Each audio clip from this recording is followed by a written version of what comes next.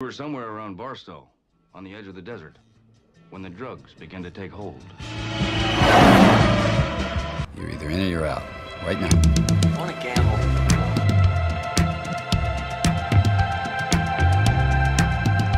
I never want to hear those words out of your mouth again. Gambling is not your problem. Has anybody ever told you before you're bad luck? Most gamblers, when they go to gamble, they go to win. Those were my mother's dying words. When we go to gamble, we go to lose.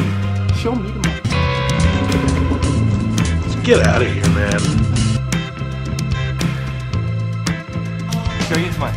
Honestly, let's just go. Let's go to Vegas.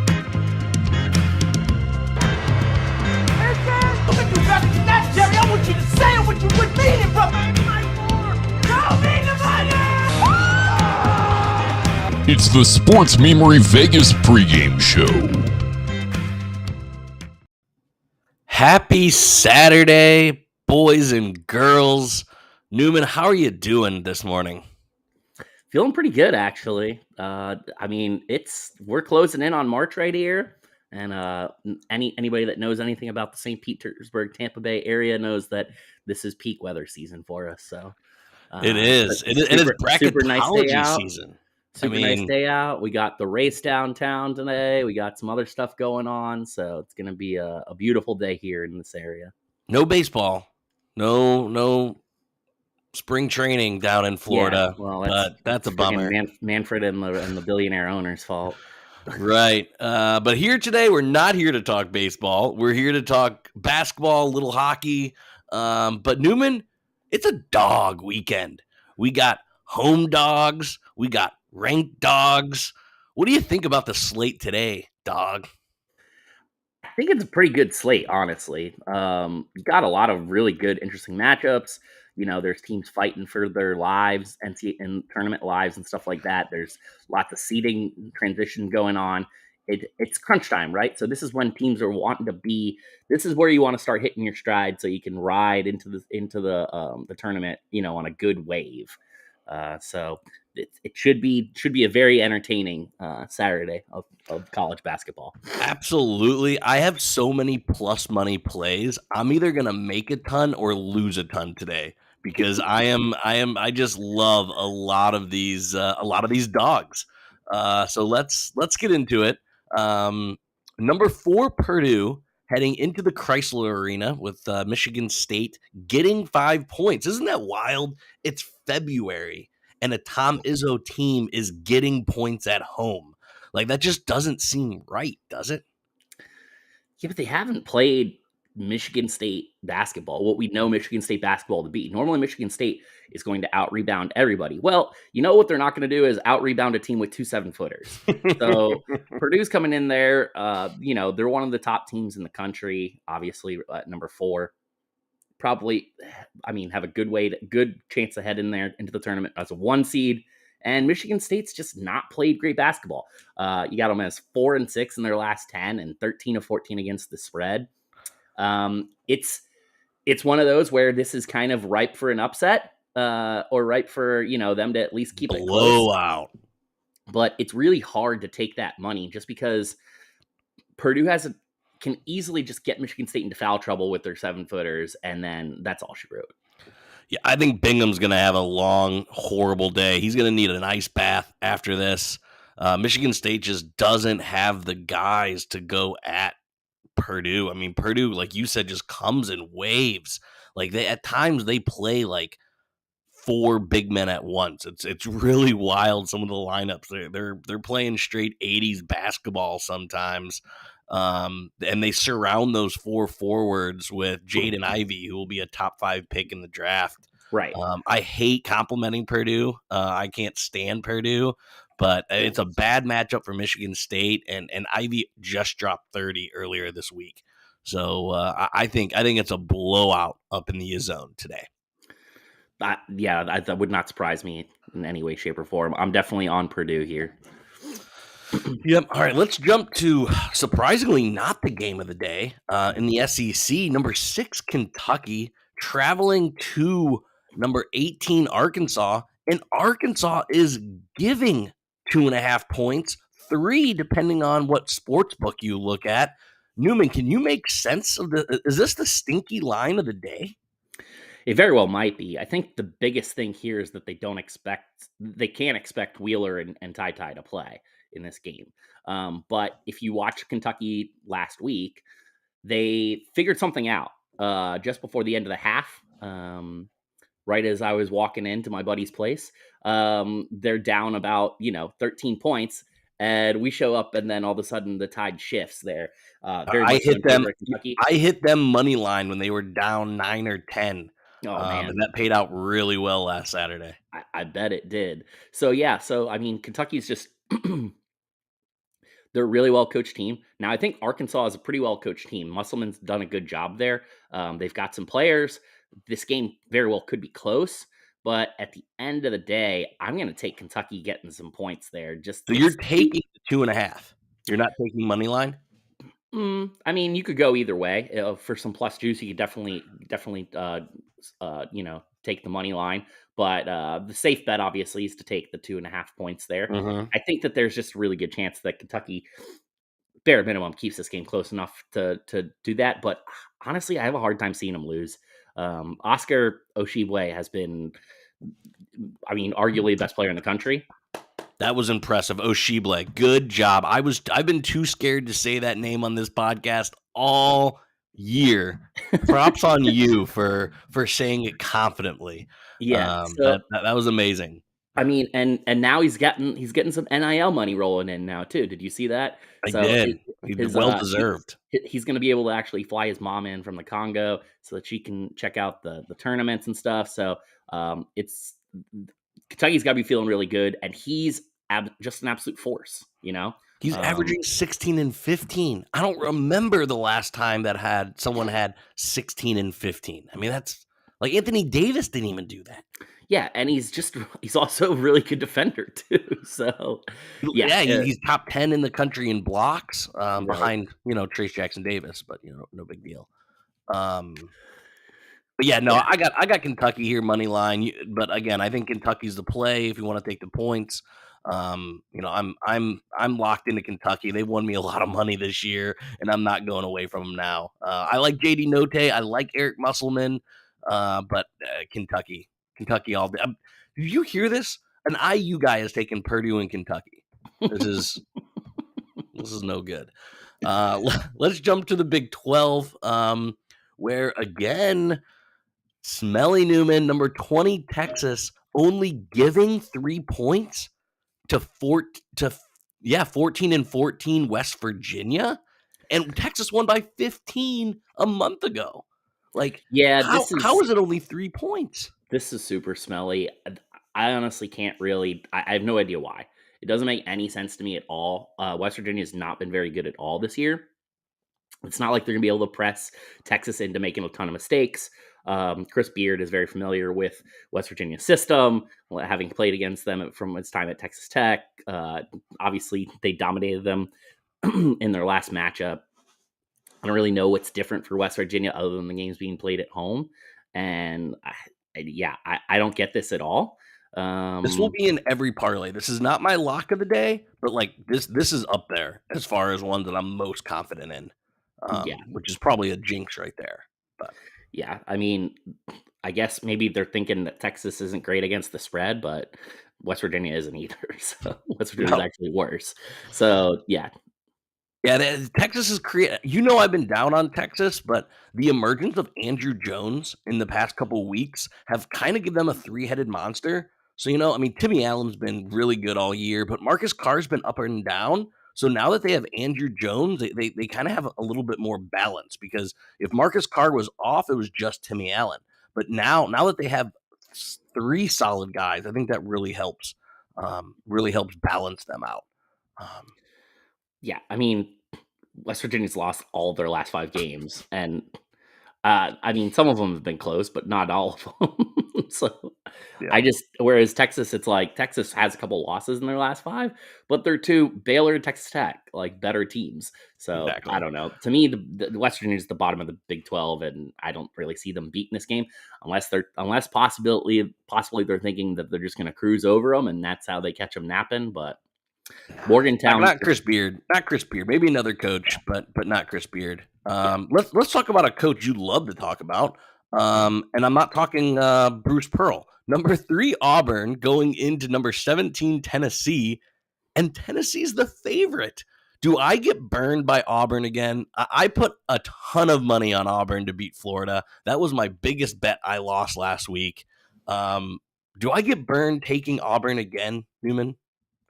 So I feel like these teams have been going in opposite directions for the most part. Tennessee's been starting to play much better basketball lately, and Auburn has been playing much worse basketball. As you mentioned, they lose to a team like Florida, where that's not something they should do. But this is a huge rivalry here. Obviously, you got Bruce Pearl going up against his old team. So I assume that Auburn's going to be super motivated. And generally they're the better team. They have one of the better players in the country, Jabari Smith. It will be the consensus number 1 overall draft pick, Jabari Smith. I think that kind of will depend on who gets the picks and stuff. But he's definitely going in very firmly in the top 5. But yeah, I mean, give me Auburn, better team, better players, better coach, and getting points. You knew you had to throw that Rick Barnes shade in there. I set it up for you. I set it up on a tee. Yeah, Kenny Chandler is playing really good basketball. He's kind of emerging as the star for Tennessee. But I think Wendell Green was awful last Saturday, but he's a really, really good player. And I mean, Tennessee has some bigs, but Auburn counters that with Walker Kessler, who's just an absolute monster. And then again, the best player on the court plays for Auburn, and I'm getting points. But similar to the Kentucky game, I'm taking Auburn plus 140. I really, really, really like Bruce Pearl just to have some rage against Tennessee, and I think he wants to come and just shatter them. I think he is looking for revenge. Yeah, and this is being played at Tennessee, so he can really shove it in the faces of his former employer there. Yes, and Bruce Pearl's the type of person that will have no problem doing that. It'll actually probably make his day. Yeah. Let's jump to the lone ACC game. Number 7 Duke traveling to the Carrier Dome. And Syracuse is getting 7.5 points. The Orange have been pretty good at home, 11-3. They're not quite on the bubble yet. They're probably in the next 4 out. But a win like this can firmly put them on the bubble, I think. I mean, they're 1 or 2 good wins away from being in the conversation. Can the Boeheims and Swider get this done today, Newman? No. Short and sweet, absolutely not. Duke won by 20 earlier in the year at Cameron. The Boeheims need space to shoot. They're not shot creators necessarily, and Swider is a spot-up shooter, and they're just not going to have any of that space. Jimmy Boeheim did just have a 27-point game, but man, I don't see how this isn't a double-digit win by Duke. Both these teams run a lot of the 2-3 zone. They're very familiar with it. They've coached together, at the Olympic level and stuff like that. So I don't anticipate either one of these coaches really having a changeup or a curveball that they can throw to mix in there. They are what they are, and the other guy knows exactly how to beat them. So when that's a situation, it kind of just comes down to who has the best players. And obviously, Duke has one of the best players in the country, Paolo Banchero. And I expect them to when Wendell's been awesome this year too. So they're going to roll. I agree. All right. Another Saturday, another day we're talking the Fighting Jamie Dixons, this time getting 5 points and hosting number 9 Texas Tech. Can that feisty TCU backcourt pull off an upset at home today? So we were looking at it just before, and obviously you have the TCU as having been like on the bubble, like near they are out of the and I don't really get it. I think this is a team that can not only play well in the tournament, but I expect them to win a game. Should they get in, at least one. Jamie Dixon's a really good coach. They're playing in, I think, what is the best conference in all of basketball. It is. The right Big 12 this year is undoubtedly Um, the best conference. So, I mean, they've got only 9 losses. There's 17 wins. Almost two-thirds of their games they've won in a really difficult conference. And to me, at home, this is definitely the statement game that they have to make, right? Yep. The last time they played Texas Tech at Texas Tech, they did lose by 13 points. So, you shift some of that at home. Obviously, maybe you figure something out. And I like TCU to cover here. You do? Interesting. Interesting. Yeah, I think this is definitely a game that can get there, get it close. Obviously, you got the in-state rivalry kind of thing going on, and then these are two of the teams that are not leaving for the SEC. So this is, to some degree, going to be the class of the Big 12 moving forward in several sports. So For sure. it's a statement opportunity here for TCU. I expect them to definitely keep it close enough to cover that 5 points. They need this win. They've lost 4 out of 5. They've slid all the way to the second to last 11 seed. Right now, they have them going against Arkansas in the first round. Arkansas will blow the doors off TCU. So they need this game. I'm staying away from this game because I am not going to doubt Jamie Dixon to turn it around right before tournament time. You and I both have a ton of respect to that guy. But, man, Texas Tech has an emerging star with Kevin McCullough coming. He's become Robin to the Bryson Williams Batman. So I think if gun to head, I'm taking my 6th road team so far, and Texas Tech covers. But I think this is going to be a sneaky good game. One that probably nobody watches, but probably the game everyone should, because I think this is going to be a really good game. Yeah, I expect it to be good and close. Jump to our second and final Big Ten game. You got number 13, Wisconsin, going to the rack. Rutgers firmly in the tournament, but they can really kind of move into a really good seed if they can continue to pull off upsets. That's all they've done in February, especially at the rack. And Vegas agrees. Rutgers is actually getting 2.5 to the number 1 team in the Big Ten currently, Wisconsin. Do you agree with Vegas? Is Rutgers really the better or the favorite here in this game, Newman? I mean, honestly, the way they've been playing lately, I think they might be. I agree. They did beat them on the road by 8 just a couple weeks ago. Mm-hmm. And like you said, Rutgers has been playing some pretty good basketball lately. They have lost the last couple to Michigan and Purdue, but they've been keeping everything competitive. And I think maybe they just have something that they can really do against Wisconsin, like schematically with Ron Harper. And I don't know. I kind of like the Knights here, the Scarlet Knights. So both of these teams play an ugly brand of basketball. They both play what I call tackle basketball. So that's how Wisconsin wins like a lot of games. They win a lot of games ugly. They can't win ugly against Rutgers. So that's why I kind of they don't have that inherent advantage that they normally have. And honestly, Ron Harper versus Johnny Davis, like this is going to be an awesome little pregame to Kansas Baylor, which we're going to talk about next. But yeah, I'm on Rutgers here. It's my first home team that I'm taking all day. Give me Rutgers at the rack. And people are going to call this an upset.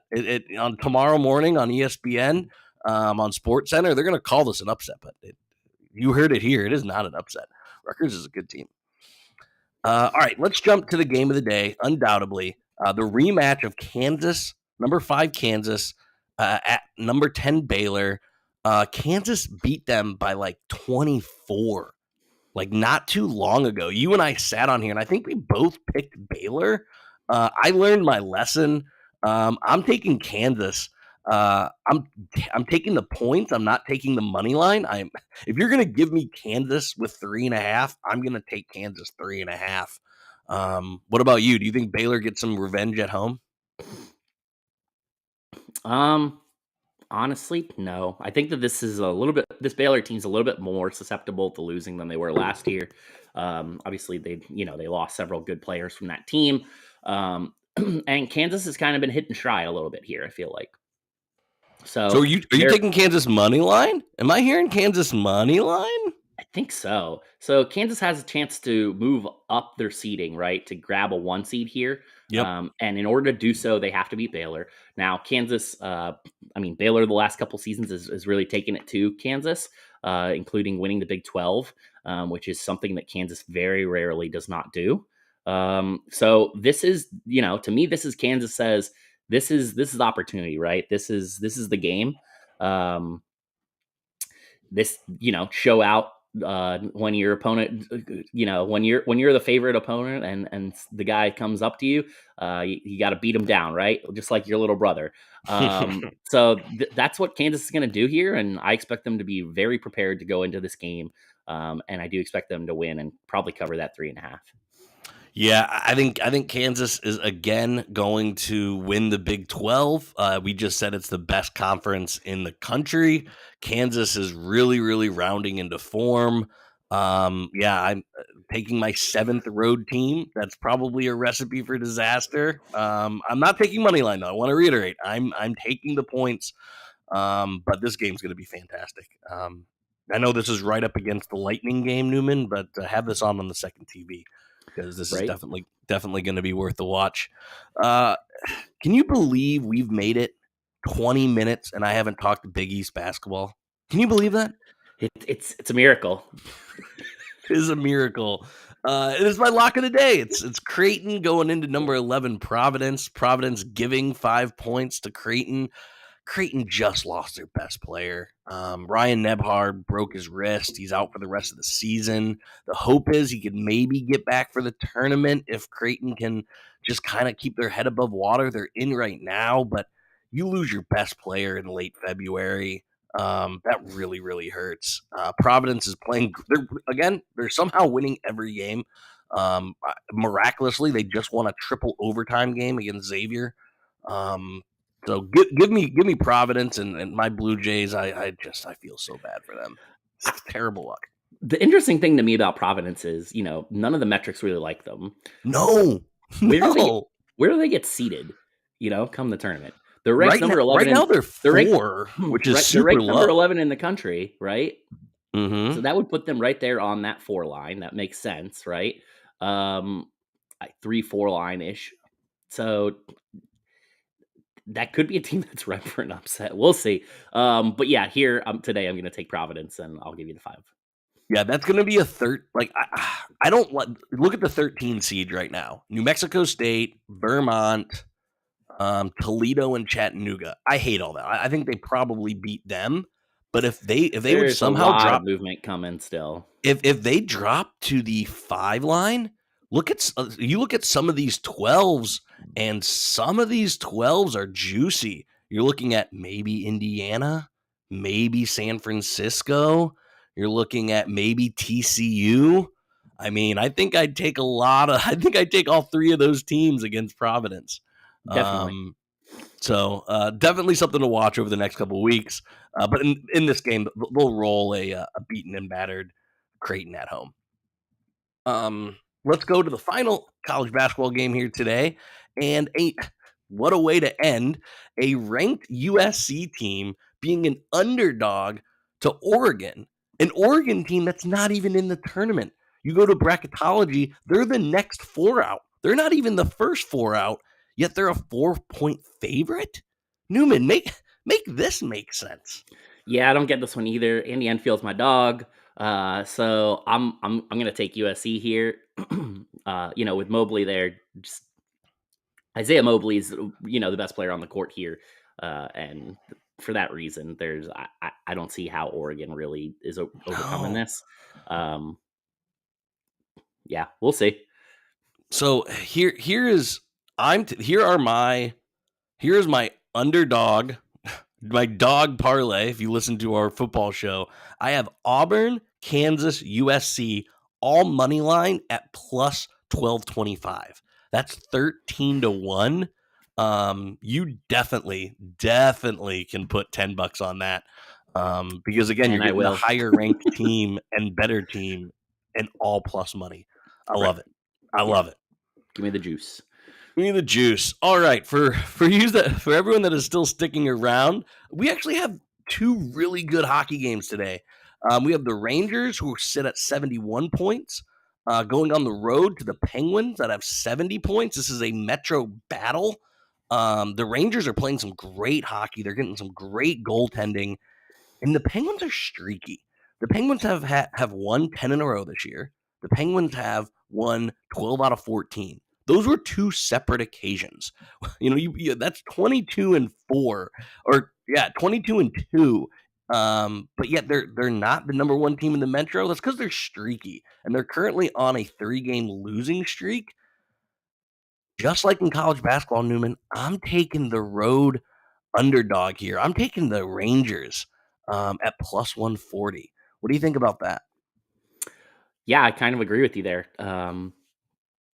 They've just been playing really good hockey right now, and it's difficult. And there's no juice with the Penguins. The Penguins are minus 160. Like, that's not good, and they're not beating a good team by 2 goals right now. So you're not messing with the puck line, right? Give me the Rangers. That's a 3 p.m. puck drop. So Rangers to win. Rangers to win. Rangers to win. Yeah. All right. Talk to me some Tampa Bay Lightning, Newman. Finally, they put the one of the premier teams in hockey the last several seasons, probably the last decade, into one of these outdoor games, and I know they're amped up, right? They're ready to play for this one. You've got the best goaltender in the world. Steven Stamkos has been playing some great hockey all season. And they've they're getting a little bit on the healthy side.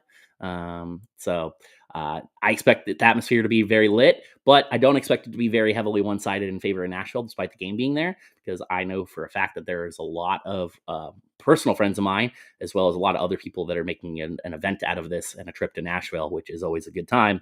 Nashville. Yeah. So I'm on the Bolts, and I'm on puck line as always. Because I like the chances of them leading the game and having to add an empty netter there. Like I said, and there really isn't any juice with them minus 175 to get any kind of money worth playing. You got to take the puck line. But the Predators are just kind of meh, right? Like, they're going to make the playoffs, but they're not really a Stanley Cup competitor. Yeah, half the league makes the playoffs. Right. Yeah. So no, I'm definitely confident with the Tampa Bay puck line in this. This is a game that they'll get up for. It'll be a great atmosphere, and Tampa's been there, right? So they'll be able to handle this atmosphere pretty well. I got one NBA play today. It's not a great slate, and it's not really a great game. I mostly just want to ask you, Newman. The Nets are going into Milwaukee as a 9.5 point underdog. Are the Nets dead? Like, is the whole Durant, Irving, Simmons thing? I mean, none of them are playing, but are the Nets' dream of a super team over? Yeah, definitely. I mean, it's so when Durant's playing, I think that they have a chance in any series that they play in. But super team aspect of it, yeah, not happening. Simmons still, dealing with his issues. Kyrie Irving. So this is at the Bucks. So is he able to play for this one then? I have no idea which stadiums let him play. Honestly. I don't think that makes a difference. Kempo's playing out of his mind. Well, yeah, and you've got Giannis, you got Drew Holiday. That if it's just the Kyrie Irving show, Drew Holiday is going to shut him down. He would pride himself on making that the play. The Nets don't really have a lot of other stuff going for him. Joe Harris, my boy Joe Harris, yeah, also not playing. So yeah, give me the Bucks. I mean, they won the championship last year and they didn't get any worse. No. And this is now if Durant was playing in this game, I'd say that they had a chance to keep it close, but no Durant, no chance. Exactly. All right, guys, that's our show. Let me know if you're following some of these road teams. I think I picked 8 road teams to win. We'll see how that plays out. Newman, you have a great day in St. Pete. The weather looks great. And we'll be back here next Saturday for Rivalry Week, one of the best weekends in college basketball. So that'll be fun. But until then, take it easy, Newman. Talk to you later. Adios.